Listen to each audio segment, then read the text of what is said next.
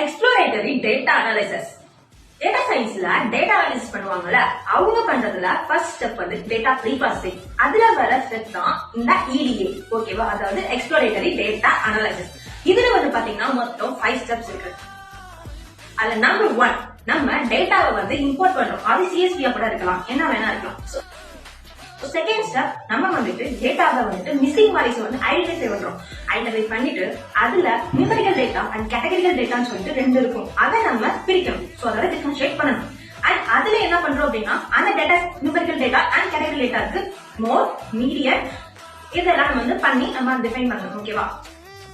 So third step வந்து பாத்தீங்கன்னாக்கா அந்த டேட்டாவை அண்டர்ஸ்டாண்ட் பண்ணணும். அண்டர்ஸ்டாண்ட் மீன்ஸ் இப்போ முன்னாடி செகண்ட் ஸ்டெப்ல இருந்தா மிஸ்ஸிங் வேல்யூஸ் எல்லாமே நம்ம கரெக்ட் பண்ணிட்டோமா அப்படின்றத நம்ம அண்டர்ஸ்டாண்ட் பண்ணி டேட்டாவை கரெக்டா அடுத்த ஸ்டேஜ் கொண்டு போறதா third step.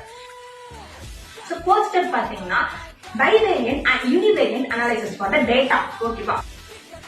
And fifth step வந்துட்டு summarizing the data and giving it for the next step of the data analysis. இதுதான் EDA.